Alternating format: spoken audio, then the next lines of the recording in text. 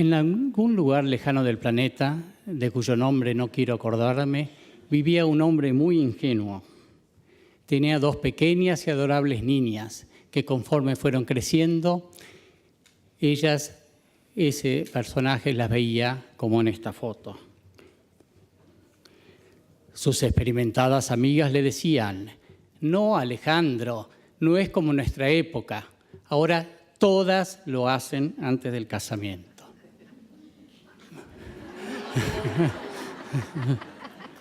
Lo cierto es que las niñas crecen, como todas las niñas, y salen rápidamente a la noche, ayudadas por todos los adminículos que están mencionados en la barra de arriba, que nosotros ni siquiera sabíamos que iban a existir en nuestra época. Y si a eso le sumamos la cerveza, el Fernet y la Kaiserspirovka, puede ser todo ello un cóctel explosivo. Sin embargo, las excepciones a las reglas son mis dos nenas. ¿Casualidad o causalidad? Nunca lo sabremos ni tampoco lo quiero saber. Lo cierto es que la mayor de ellas casóse con un apuesto joven años después y 17 meses después nació Jacinta, más allá del tiempo reglamentario que vendría a ser alrededor de 9 meses, ¿no? Bueno.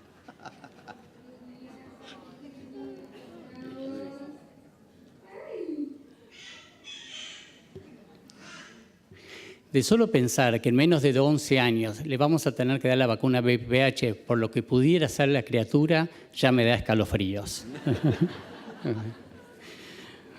Bueno, chance o no, lo que sí es cierto que esta patología que nosotros reconozcamos que los pediatras no sabemos prácticamente nada, por eso me tocó a mí la charla, vemos que a lo largo de la historia, digamos, en los últimos años de 1990 a 2008, bajó mucho la mortalidad materna en el mundo y alrededor del 34%. Pero en ese mismo periodo, 1990-2008, aumentó la mortalidad por cáncer de cuello uterino.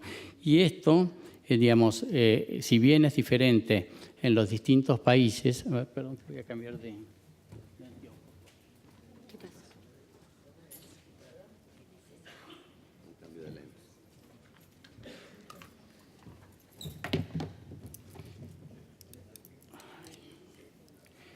En diferentes países, la tasa de mortalidad por cáncer de cuello uterino por 100.000 mujeres es bastante variable, bastante más en África y Asia Meridional, con alrededor de 17,6% o más cada 100.000 mujeres, y otros países que tienen unas tasas menores.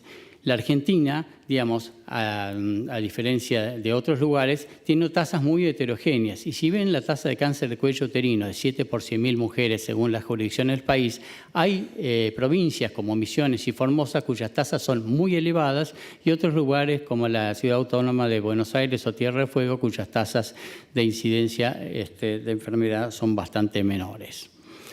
Recordemos y repasemos cómo se adquiere la infección por VPH. Es una infección genital con VPH oncogénico. Es una de las infecciones más fácilmente transmitidas. La adquisición de la infección es por mero contacto piel con piel, no requiere penetración. El 50% de las mujeres con una vida sexual activa se infectarán con VPH oncogénico en algún momento de la vida y generalmente ello ocurre cerca del inicio de su vida sexual, o sea, más generalmente en la adolescencia. Los preservativos reducen el riesgo, pero no son totalmente efectivos. Se calcula en algunos trabajos que pueden prevenir 60 a 70% de las infecciones por VPH. A su vez, las infecciones por VPH tenemos de alto riesgo de cáncer de cuello uterino y de bajo riesgo. El alto riesgo no es para que nos acordemos todos, pero quizás el genotipo 16, 18, 31 y 45 son los genotipos más frecuentes que producen cáncer de cuello uterino. Por otra parte, existen los genotipos de bajo riesgo, como los genotipos 6 y 11, que son los productores de más del 90% de las verrugas genitales. Y pongamos un poco en contexto el tema de la enfermedad y la posibilidad de prevención. Esta enfermedad se podría prever si nosotros hiciéramos pesquisa automática a todas las pacientes a partir de los 21 años, que es lo que se recomienda a través de la Organización Mundial de la Salud. La pregunta es, ¿Cuántas mujeres después de los 21 años se hacen la pesquisa que corresponde? Y si vamos a algunos países como Norteamérica o Europa, quizás la pesquisa es en algunos lugares mayor. Acá no agarra solamente cáncer de cuello uterino, sino otros cánceres también. Y sin embargo, en América Central y Sudamérica, esta pesquisa es mucho menor. Entonces, si nosotros basamos la prevención del cáncer solamente en las pesquisas que hacen un porcentaje de la población, vamos a estar un poco en problemas. Por otra parte, esta es una vacuna que, a diferencia de otras vacunas que nosotros los pediatras conocemos bien y aparte queremos mucho antes de que se introduzcan en los calendarios nacionales, que ya estén en los calendarios de vacunación, esta vacuna generó en varios lugares algunos conceptos. Antes de la incorporación de la vacuna en Perú, se hicieron unos trabajos de los peruanos publicados en el Boletín de México y se les preguntó un poco a los padres y la mayoría de los participantes estaba de acuerdo con que la vacuna era buena para prevenir el cáncer de cuello uterino si ésta estuviera provista gratuitamente por el sistema de salud. Y algunos decían, nadie en su sano juicio debería oponerse a la vacuna de VPH o quién podría oponerse a ser vacunado. Recordemos que América Latina es uno de los continentes más pro vacuna del mundo y es el primer continente que logró eliminar la polio. En contra, la vacuna va a estimular a tener relaciones sexuales más temprano y la vacuna va a acelerar el proceso de desarrollo de la mujer, puesto que es administrada antes de su desarrollo. Y aquí la pregunta 1. Supongamos por un instante que usted está sentada en su consultorio de Palermo, ciudad de Buenos Aires, en agosto del 2016, todavía la vacuna VPH para varones no estaba incorporada en el calendario nacional, y atiende a un varón de 12 años para cumplir control de rutina, con un prepago de primer nivel. El adolescente recibió el año anterior la vacuna triple bacteriana acelular. ¿Cuál de las siguientes conductas hubiera tomado usted con respecto a la indicación de la vacuna VPH? No indicaba la vacuna contra VPH, pues lo consideraba innecesario en varones. No indicaba la vacuna, pues le parecía un gasto familiar importante para una patología tan poco frecuente en varones. En todo caso, la difería dada la edad del adolescente. Vacunaba al adolescente, pues ya consideraba en ese entonces que era una buena estrategia para prevenir verrugas genitales y cáncer anal, así como también brindar la posibilidad de protección de rebaño para la población femenina. No vacunaba, pues sinceramente no había tenido tiempo para leer y actualizarse en el tema. No indicaba la vacuna en ese momento, pues solo le indica a los hombres que tienen sexo con hombres. ¿Pueden votar?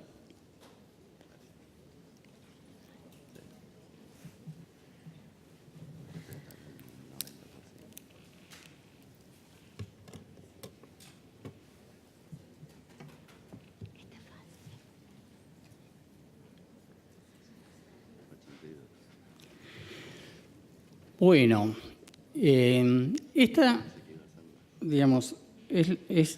es la respuesta políticamente correcta, pero qué mentirosas que son, ¿eh? ¿Ustedes creen que todas las pediatras indicaban a los 12 años antes del calendario vacuna VPH para hombres? Bueno, seguramente en Brasil sí, pero Marco, te quiero decir que en Argentina no es así.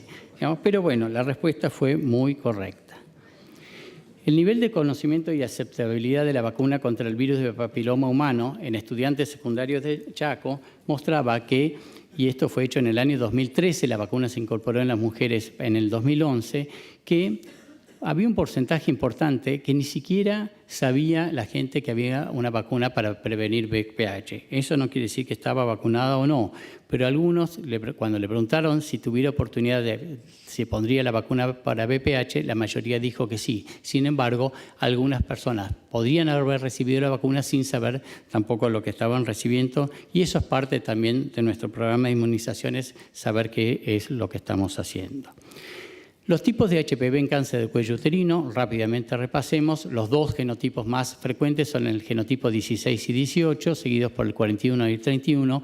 Estos genotipos producen el 80% de los cánceres de cuello uterino en las mujeres. Desde los primeros trabajos con la vacuna bivalente, mostró que esta vacuna de alta inmunogenicidad, cuyos resultados después de 9,3 años en una diapositiva posterior a esta mostraban que todavía tenía 11 veces mayor nivel que la infección natural y estos niveles no bajaban a lo largo del tiempo, por lo tanto todavía no se conoce en qué momento eventualmente había que repetir una vacuna. Los estudios hechos en mujeres de 10 a 14 años con respecto a las mujeres de 15 a 25 años muestran que los títulos geométricos en las mujeres de 10 a 14 años son al menos 2 veces mayores que los observados en el grupo de 15 a 25 años de edad. ¿Qué importancia puede tener esto eventualmente para la vacunación? Ahora lo vamos a ver. Pero lo que sí es cierto y fue muy llamativo que cuando se hicieron los estudios de la vacuna bivalente, que uno pensaba que podía cubrir el 16 y el 18 prácticamente cercano al 100%, el 31 y el 45%, y eso podía sumar el 80% de los cánceres de cuello uterino, la eficacia fue del 93,2%, por lo tanto incluso la eficacia fue mayor, posibilitando una reacción cruzada contra otros genotipos también que no sean los genotipos de la vacuna.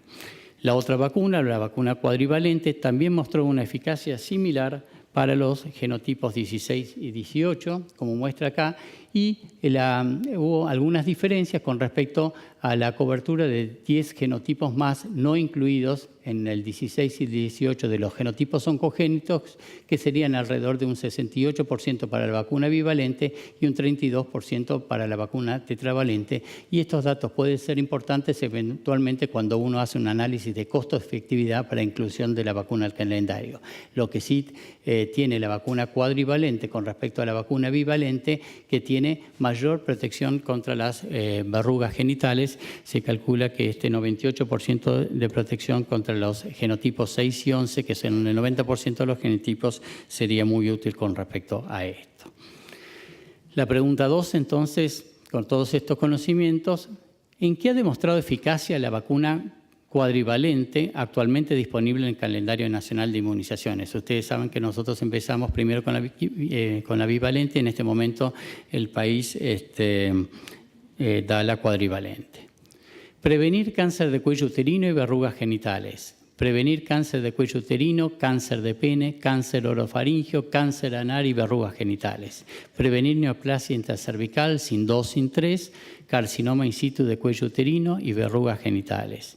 Prevenir infección persistente, lesiones anogenitales premalignas, cervical, vulvar, vaginal y anal, y cáncer cervical, vulvar, vaginal y anal, carcinoma de células escamosas y adenocarcinoma, y verrugas genitales causadas por el virus de papiloma humano. Y prevenir lesiones precancerosas cervicales, vulvares y vaginales y cáncer cervical relacionados con ciertos genotipos oncogénicos, principalmente el 16 y el 18, cáncer anal, cáncer de pene y verrugas genitales. Ahora los quiero ver, voten.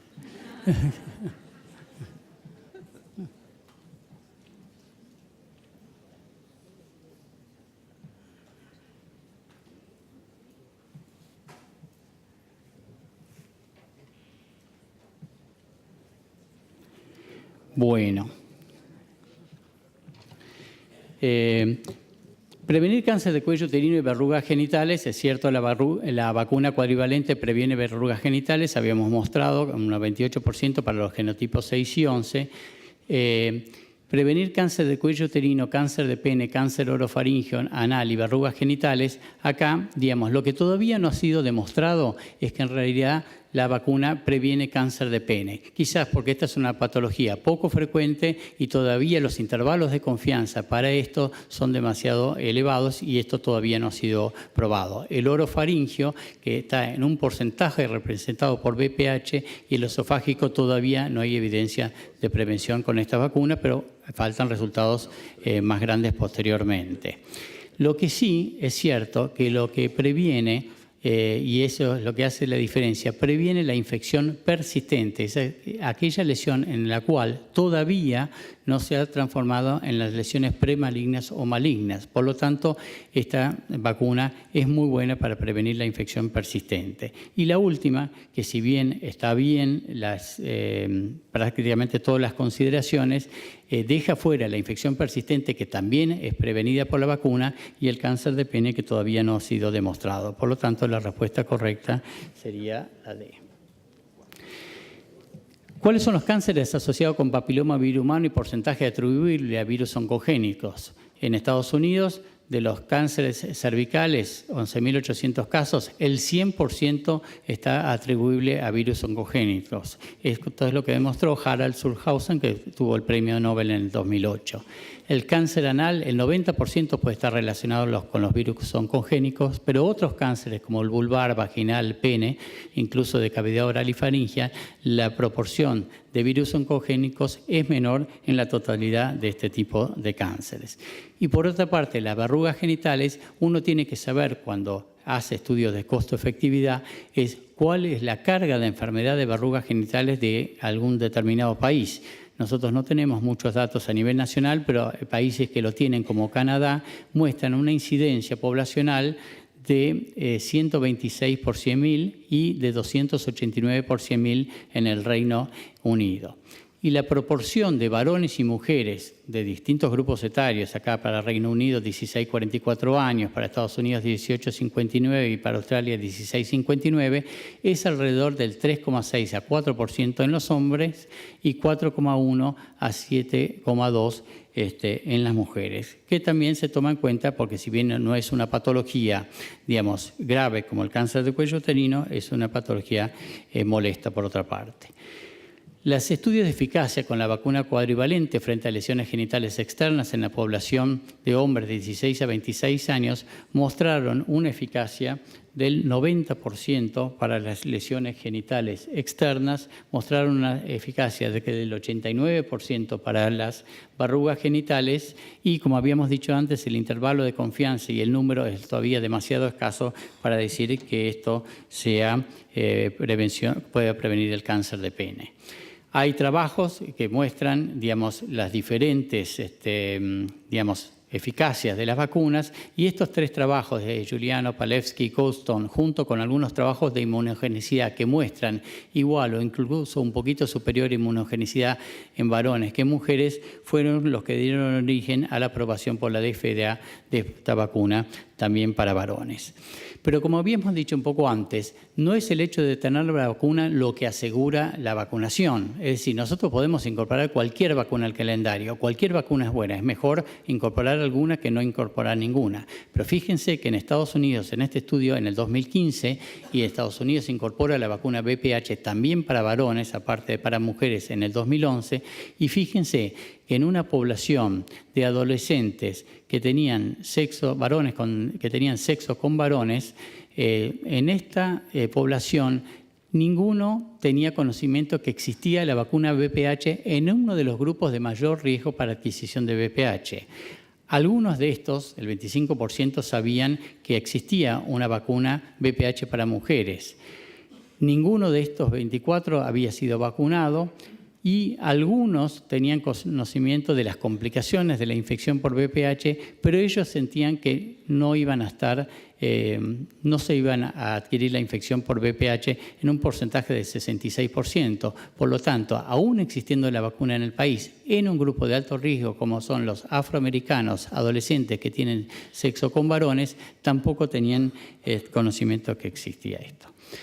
Bueno, y la última pregunta: ¿cuál sería, la más difícil, con relación a la vacuna VPH, la mejor estrategia de vacunación que usted elegiría para un calendario nacional en una situación ideal de recursos, bajas coberturas de vacunación y cumplimiento del programa de inmunizaciones?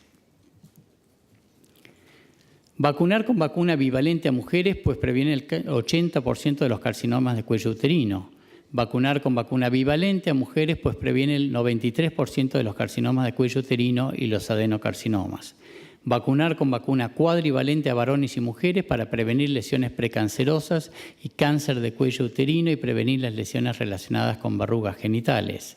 Vacunar con cualquier vacuna a las mujeres y con vacuna cuadrivalente a ciertos grupos de hombres con mayor riesgo, y vacunar solo los grupos de riesgo de ambos sexos y poner especial énfasis en la pesquisa de las lesiones precancerosas y carcinoma in situ de cuello uterino.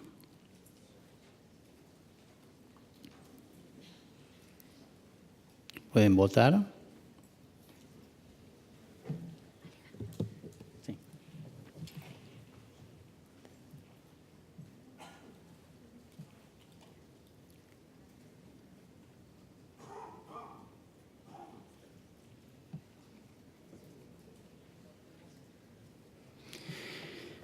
Bueno, la respuesta correcta, ustedes mismos la dijeron.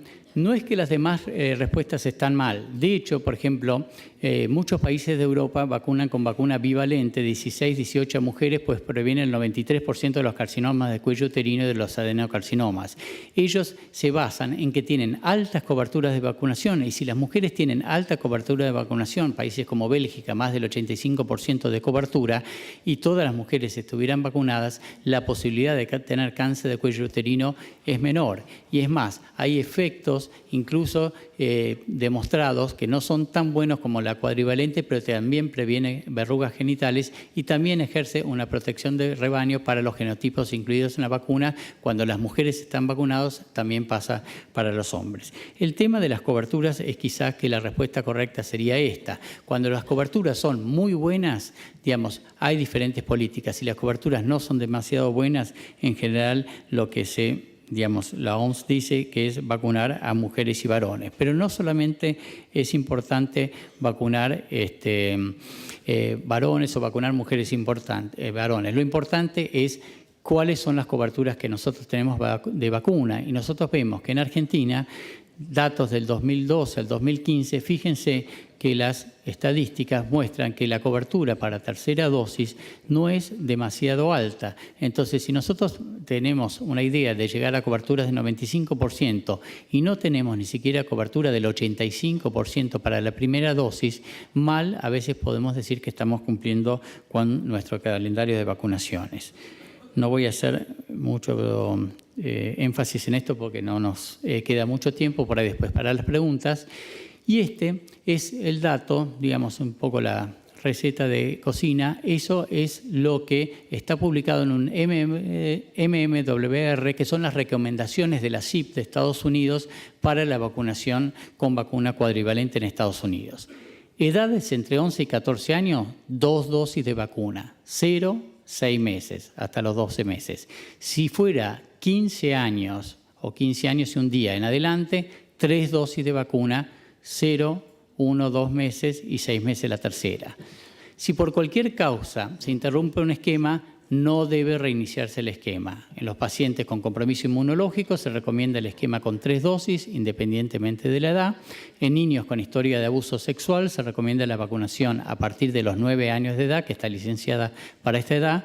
Si estuviera vacunado adecuadamente y pudiera estar disponible posteriormente la vacuna nonavalente para VPH, no se considera completar esquema con la nueva vacuna. Y si estuviera la nueva vacuna 9-valente, se puede completar el esquema habiendo iniciado con 2 VPH o 4 VPH según edad correspondiente. Esas son las recomendaciones de la CIP para Estados Unidos. La diferencia que tenemos nosotros, y esto la digo para que después no lo pregunten, en Argentina la recomendación es de 11 a 13 años, 2 dosis, y 14 años en adelante, 3 dosis. Una pequeña diferencia que tenemos con respecto a la CIP.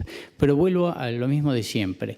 Lo importante no es solamente comprar la vacuna. El programa de inmunizaciones no debe ser un almacén de vacunas, sino tomar todas las medidas para cada una de las vacunas y para cada una de las edades las mejores estrategias. Por lo tanto, utilizar toda visita del paciente como oportunidad para verificar el certificado de vacunación y ofrecer las vacunas necesarias.